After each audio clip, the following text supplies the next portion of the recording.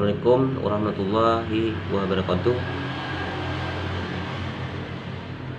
Saudara-saudara ban Bandung ban Sabo Aceh yang na di dalam dan yang na di luar Nanggro,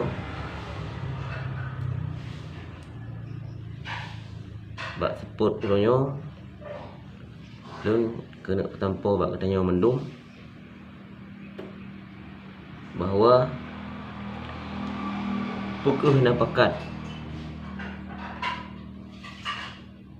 pukulnya untuk tapudong tapukong lagi itu pula hukum syariat Islam di dalam Nanggro. Jadi nyo pesan tingkat lunduan.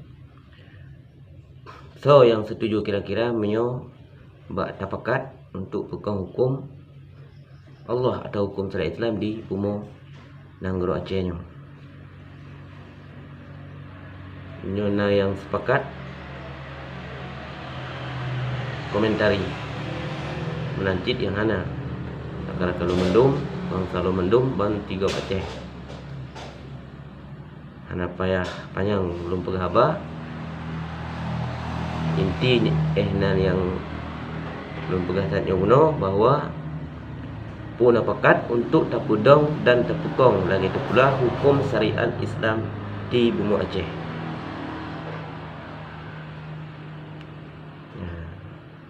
Secara lafaz, secara universal, secara umum, lagi yang pernah dedong di masa-masa Sultan yang ke-ulikut. Pun apakat, menyono apakat, ne komentari, menyono apakat, jut ne komentari cit. Karena nyan yang paling penting, uronyo di dalam Nanggro. Belum kira nya mentong nilai cedera lu mendung gure-gure lu mendung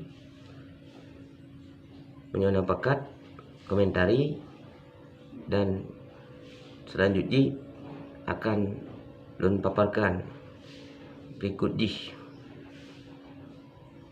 menyona le yang setuju di dalam hai bunung. Terima kasih lebih dan kurang. Dan akhiri tauhid wa hidayah. Wassalamualaikum warahmatullahi wabarakatuh.